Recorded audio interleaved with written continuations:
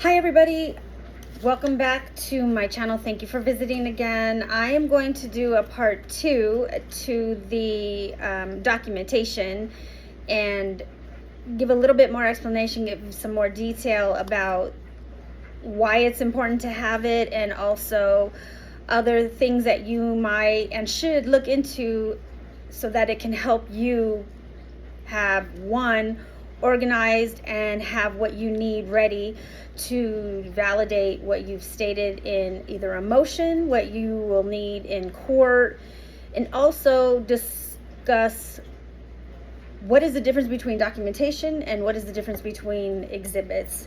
And some of this might seem really understandable for some people and it might be easy. I will say that for myself, I learned it along the way, hard knocks, and some of it was very beneficial and I have used it and continue to use it, and some of it didn't work. But at the same time, I want to give you as much information as you can have. Like I said, the Chingona-Phoenix channel is information. It is to help those of us who are in the legal system, who may or may not know what we need to do, who may or may not have resources. And this is going to be just another resource that you can apply to what you already may be doing and may be able to help you in the future. With all of this that's happening in the legal system, it is really important that you have what you need ready. It's really important that you know what you need to use. And it's really important that you are able to provide as much information to the courts to prove your side is the side that is one, telling the truth, the side that needs to have motions granted, things that need to go in your favor.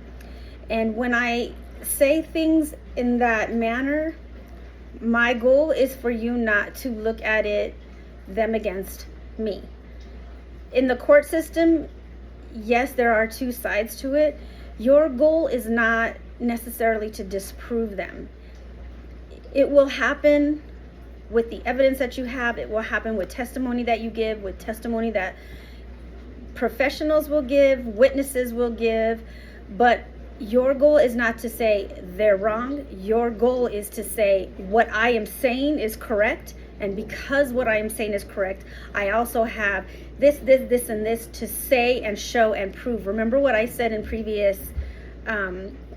my previous videos. It doesn't matter if you're telling the truth. What matters is that you can prove that what you are saying is the truth. And that goes a long way. And what goes in even further and even more with the courts is when you can prove you are not lying. And you can put yourself in a situation where you can discredit the other side. So that is really important, to make sure that you don't point the finger. The court system does not care about that. The court system is not going to tolerate that. The court system wants to know the facts and stick with the facts. Because we're in the legal system moves extremely slow. And I will tell you that documentation, there is a difference, potato, tomato, with documentation versus exhibits. Exhibits are going to be what you're using in court, what you are trying to submit to the courts to show what your side is proving is correct. Documentation is exactly that. Everything and anything that you have that you can use to show what you're saying, to show that your motion that you've submitted, or to argue against a motion that was submitted that you need to reply to, is correct for your side or incorrect based on information that the opposing party put in. So the first thing that I want to discuss first is with documentation. Like I said, anything and everything that you have, keep it, hold on to it. You honestly do not know when you're going to need it. And honestly, unless you know you need it, keep it. And even if you don't think you need it, keep it. One thing that I did learn, and I will tell you, the people who work in law enforcement have an upper advantage. They know the legal system a little bit better because they are usually working within the processes of what they're supposed to do for their job. And two, they usually have more contact with people who are in the legal system, which may or may not be to their benefit depending on the type of work that they do. But they already have an advantage to the legal system because they're in it a little bit more, working with people who have been arrested, people who have needed help, people who have resources to help other people. So if you're not in the legal system or you don't know anybody who is, understand that you need to catch up. And when I say catch up, all I mean is take advantage of what you can ask people. It does not hurt to ask anybody, hey, do you know somebody that could help me with this? Maybe somebody that'll help me with that. Or, hey, visit this website. This website has this available to help people who don't have lawyers. And talking about lawyers, I'm going to deal with that one in a whole different video.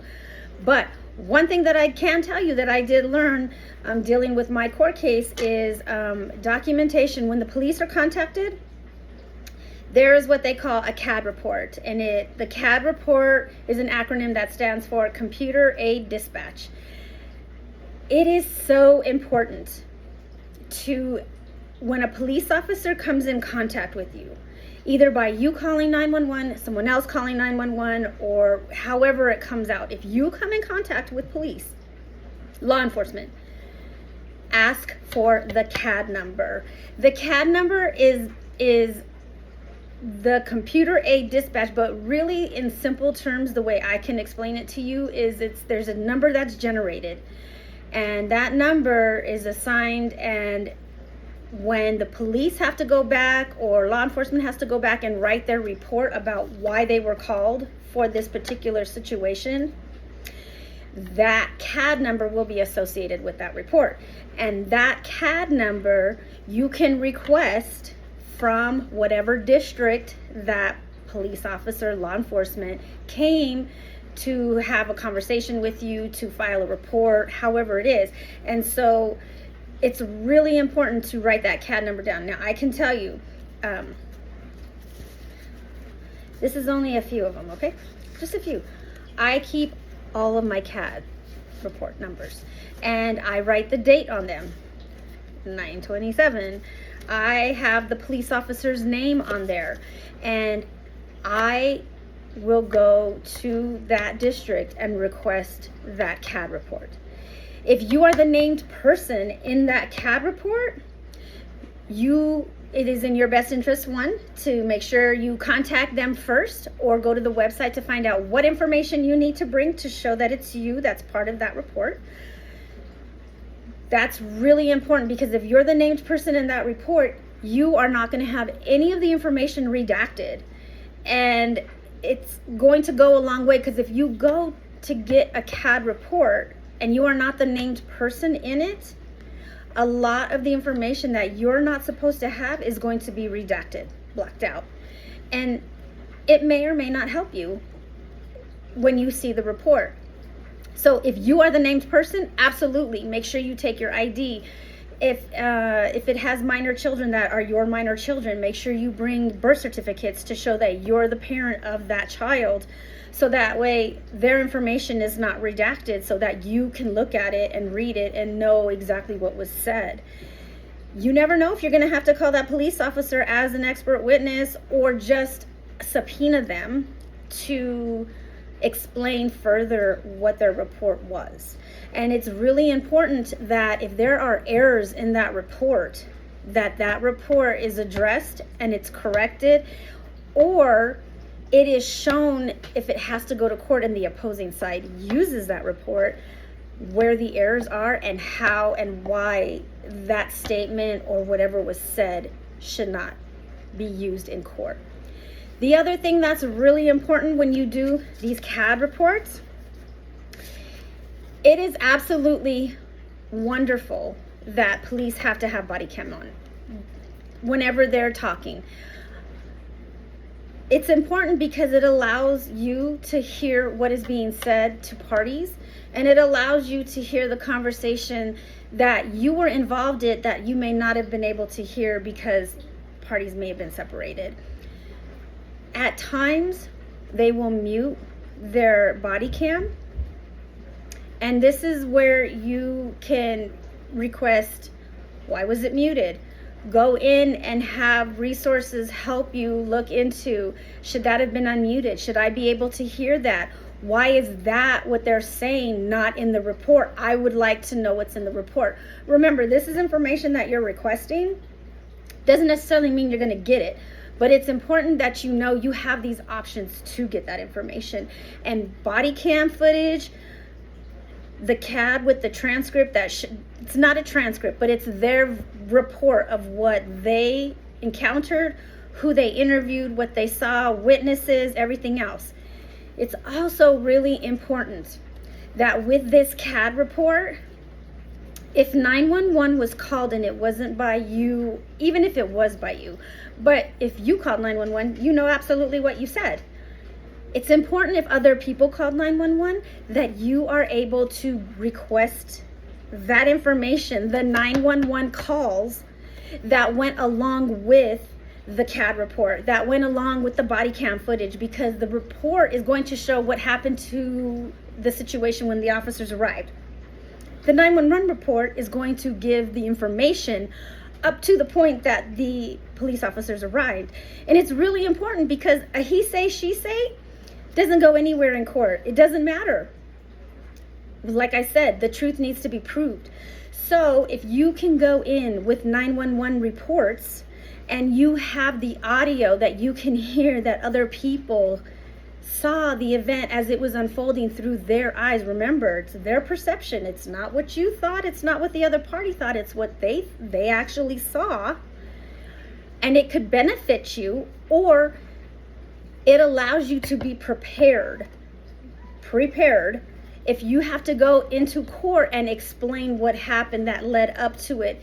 If you're able to know what other people saw, you're able to prepare yourself to show this is what happened up to the point. So that way all the pieces kind of click, click, click, click, click, click together. There is nothing wrong with you not being the innocent party. What's important is that the whole story is narrated in a way that doesn't just show parts of it without showing the full context. It's really important to know that if something happened and you were involved in that situation, that there's a backstory to what happened. And people that call 911 may at times be able to explain that backdrop, so that way it shows the validity of where you're at in that situation. And that's really important. So CAD reports, documentation. What is the difference between your documentation versus exhibits? Exhibits are what the court is going to see. The exhibits are what the judge is going to allow to be part of the case. It's really important to know that when you are in front of a judge, the information that you're giving them stays right on topic. You want to think of yourself as a tree, and the branches are everything else, but the trunk is the foundation of what you're trying to accomplish, and that's to get certain pieces of what happens, scenarios. Like I said, you're condensing your life into this much time. And court, it seems like court can go quickly, but when there's a lot of information you need to provide, you may not have enough time. So you have to make sure what you're going to provide the court is exactly what the court needs to know. And so exhibits need to tie together everything, not what led up to the whole scenario. We had been fighting. This is what happened. That's for later. As far as the storyline, that's what you and your lawyer or you yourself are going to try to establish to show that your case and your side of your case is the side that the judge needs to rule in favor of. The exhibits are going to be documentation that the court is going to say, yes, I will allow this. Yes, I will allow this testimony. Yes, I will allow this audio to be presented. And that is what the judge should be looking at once court is over, once the hearing is over. So it's really important that your documentation, you could have a ton of documentation. What you want to do is make sure that if you have 15 pieces of documentation for one situation, start prioritizing what's the most important part of that documentation. If all 15 pieces are important, great, use all 15. That could absolutely be what you need. But if out of those 15, maybe 5, maybe 6 are the most relevant, most necessary things that need to be given to the court, then that's what you're going to give the court. And remember, that documentation needs to go twice, 3 times. One copy goes to the opposing counsel or the opposing side, one copy goes to the judge, and one copy is for you. I can tell you this is for me going through the legal system for years, and it has been so time consuming, so overwhelming at times. 3 copies is a lot. And if you have a lawyer, your lawyer is going to tell you this and make the copies for you and do this and that. It's going to cost you. Remember, lawyers cost money, even if it's not actual cash, it's time. And so the more you can do to prepare your side, the better it is. I can tell you that when you have to submit your documentation, which will turn into exhibits for court, you have to decide how you want to submit it. And there's a couple ways to do that. One is to make the hard copies, and your lawyer will send them out to the opposing party and to the court. If you don't have a lawyer, and some people start out without a lawyer and then get one and then they stay with one. Some people never have a lawyer. And then some people are like myself, where we start out by ourselves, end up having to get a lawyer because things get pretty contentious, and then now I don't have a lawyer anymore. When you don't have a lawyer, it is really important that you are responsible for making sure that opposing parties, court, have their copies, and they all have to match. You can't give the court one copy of something and then the opposing party doesn't get that exact same copy. I can tell you that even if you don't have a lawyer, it's called an e-file system. It is less hassle. You do have to pay to file into your court case as an e-file system, but you're going to have to pay anyway. When you submit documentation to the court, if you're not doing it through the e-file system, you actually have to go down to the court that your case is at and make 3 copies, and the clerk will stamp every single copy. That's why you have to give 3, because they will stamp your copy saying that they received it at this date and time, the court's copy with the same date and time, and then the other side's copy. And then it is your responsibility to get it to the opposing party. The clerk will make sure it gets to the courtroom, to the correct courtroom. When you e-file it, you still have to pay, just like you would have to pay if you took it down to the courtroom. However, what happens is the court gets it. And the court, you don't have to go down to the court anymore. And then you can make sure that once the court receives it, if the opposing party has a lawyer, then the lawyer is going to get it through the e-file system. If the other party does not have a lawyer, then you're going to have to make sure that the opposing party receives a copy of that paperwork. So it's one less step for you, but it could be just one step. And any more today with technology and the way that the system moves, it's probably in your best interest to do e-file. You don't have to, it's just a suggestion, but you do have to know, and the courts will make sure that both sides know. Are you represented by a lawyer? Then it goes directly from the lawyer to the courts, and then the lawyer makes sure that the opposing party gets it. And if the other side doesn't have it, then the party that has the lawyer will make sure that that person gets it either through email, through snail mail, which is just the United States Postal Service, and that they get it. The benefits to doing e-file is that when parties do that, once the clerk and the court receive and they timestamp it, the clock starts ticking. The clock starts ticking for you or the opposing party to respond to whatever documentation that you've submitted. If it's a motion, if it's having to respond to a motion, anything like that, the time starts to tick. And this is why it's important to have an e-file system when you're filing documents for motions, responses, and when you're filing exhibits, documentation to turn it into exhibits for a court case. It's really important that the clerk and the court and the opposing party receive that information within the time frame that's allowed. And if they don't receive it, you or the other party have a right to say, it wasn't received on time, and I am going to object to allowing that paperwork to be used as evidence when you're ready to go to court. This is tremendously helpful for either side. Pay attention. Pay attention to dates. Pay attention. If you, as a person who do not have a lawyer, whatever county that you live in. So I'm hoping that my channel will reach anybody who doesn't live in Denver, Colorado.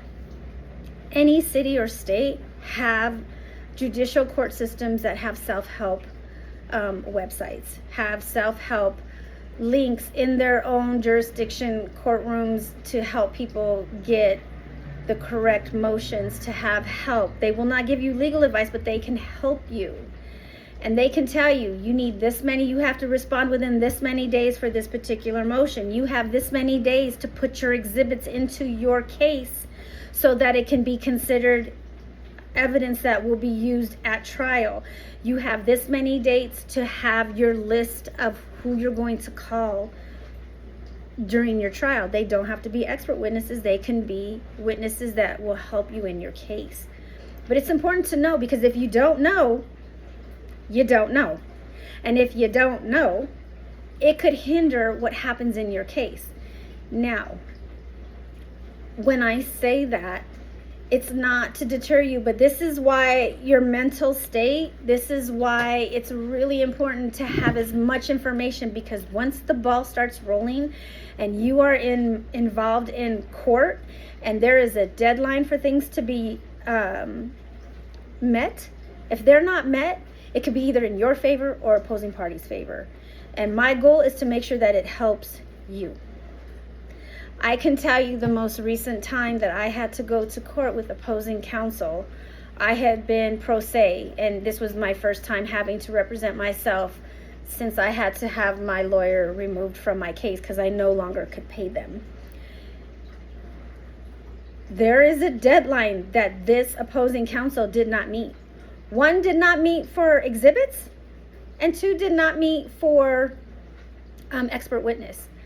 The exhibits were 7 days prior to trial, or the hearing, however your district decides to call it. It's a hearing or it's trial, whatever, it doesn't really matter. But she filed it literally at the midnight hour. It was like 9 something at night, the night before court.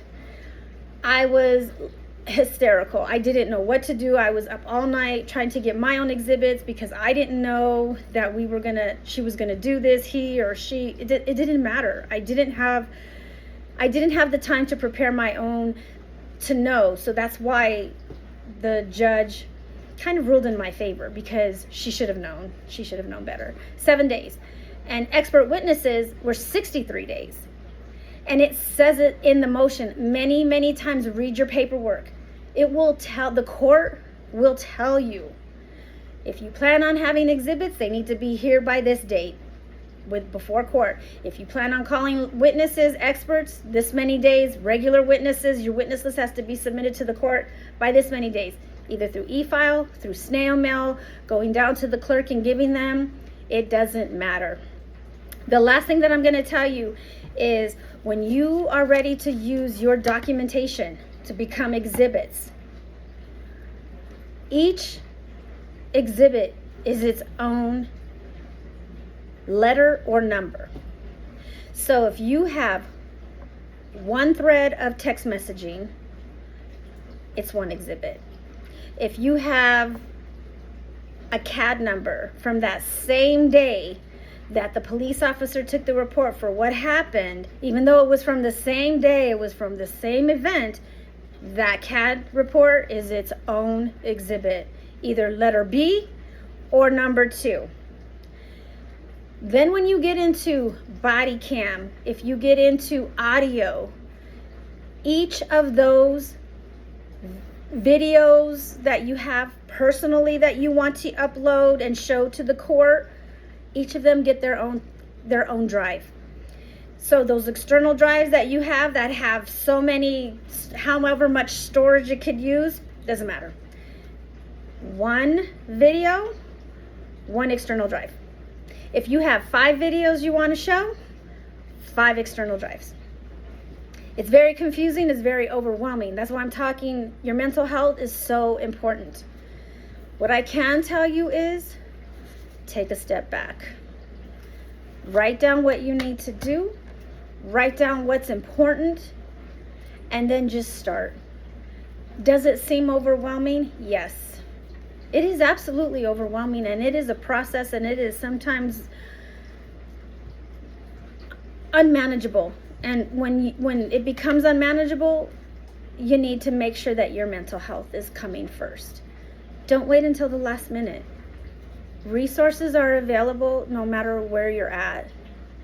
If someone says, I don't know, they don't know.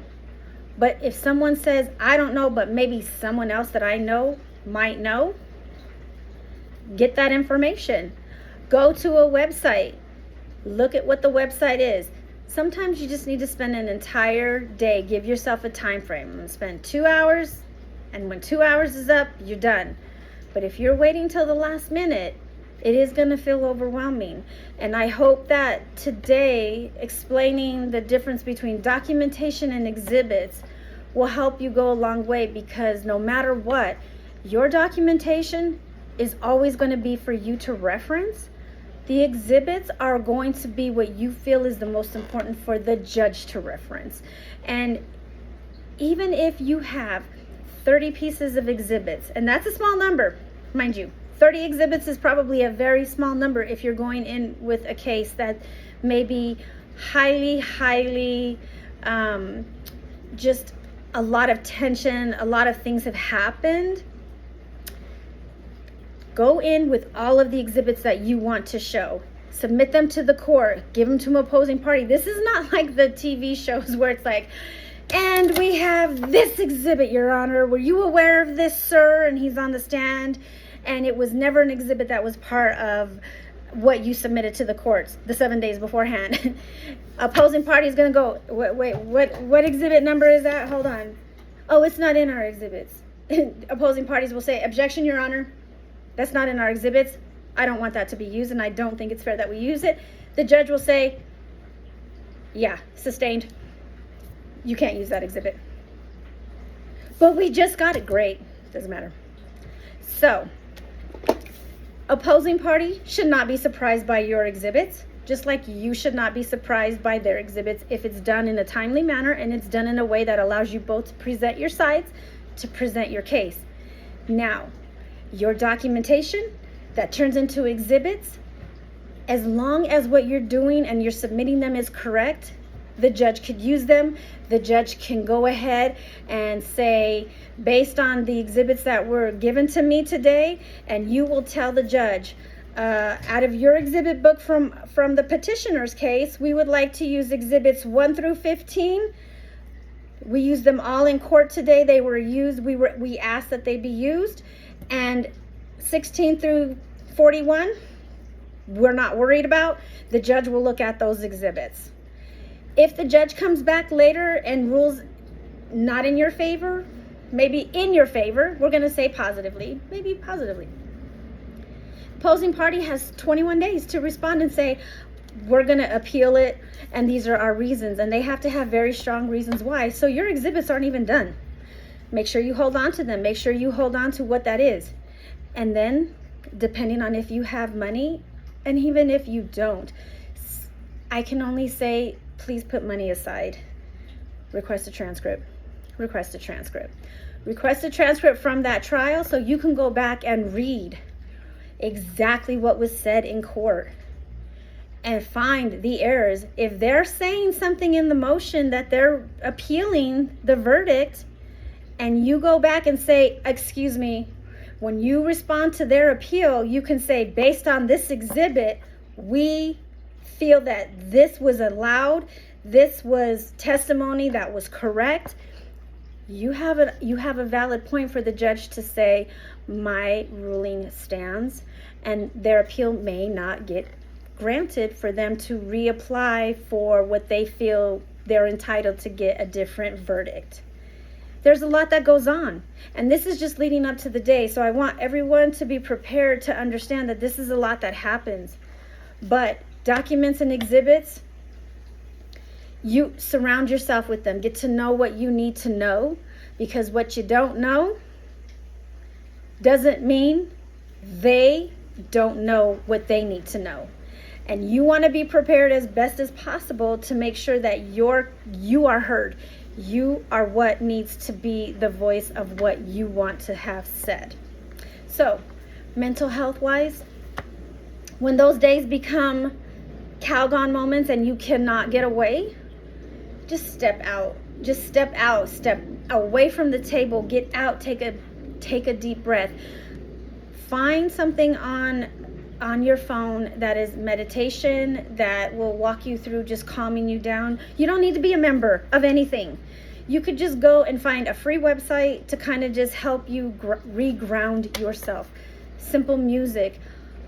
I will give you so many suggestions, because any given day, the Chingona that I am did not feel like that. Some majority of the days I didn't feel like that. And my friends and family who saw me melt and have those moments of I can't do this. It's just too much. I don't care. I don't want to. There's a bigger picture, and you are going to have to pull what resources you have, even if you don't know that you have them, because you do, and get through it. I promise it will come to an end. Everything does. It cannot stay the same. Nothing stays the same. I promise. Nothing stays the same.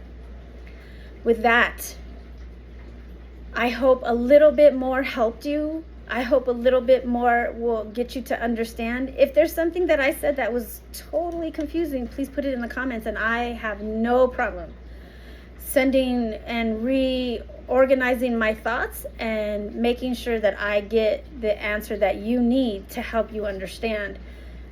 Sometimes one thing somebody says and it flips and the light goes on and everything makes sense, and then something someone else says and you're like, huh? What did you say? What? It's just one little thing that might make the whole difference for everything to make sense. I hope this helps. I hope this is a resource that you can use. And please, please, please, please visit my channel. Send people to my channel that may need some information, because this is just the tip of the iceberg. This is the Titanic's iceberg. You see this much. And there's this much that is just going to change how everything is if it hits you the wrong way. And my goal is to help you not hit the berg the wrong way if it's inevitable that you're gonna hit the iceberg. We can come out better. We can come out stronger. We are okay, even if we're in the middle of the legal system. Doesn't mean that we're bad people. It doesn't mean that what you're doing is wrong. Be vigilant on who and what you stand for, because two sides, there's always a version that makes more sense. That version doesn't necessarily mean it's the right version. It just means that it might make more sense. So if your version may not make sense to you right now, remember, someone can help you. You can help yourself make it make sense. Peace and love. Remember, if you don't believe you're worth it, I know you're worth it. You know why? Because so many nights, so many days, so many moments, I thought I was not worth it. And some days I still don't believe that I'm worth it. But I have little friends, big friends, groups of people, sometimes just one person telling me I'm worth it, and you're worth it too. And I don't care what anybody says. You matter. It's important that you're here. It's important that you learn what you need to know. It's important to learn and grow. And if nobody told you today, you matter. You know why? Because today you're here, and that's all that matters. Peace and love until next time. The Chingona-Phoenix. I will help you with whatever I can help you with, and if I don't have the answers, I'll find the answers, and if I don't have the answers, I'll make sure I find out who can give you the answers. Have a great day. It's still spring. It's still spring, and in Colorado, it could turn into winter. But today it is spring, and it feels like spring, so peace and love, and until we speak and meet again next time, have a good one. Bye.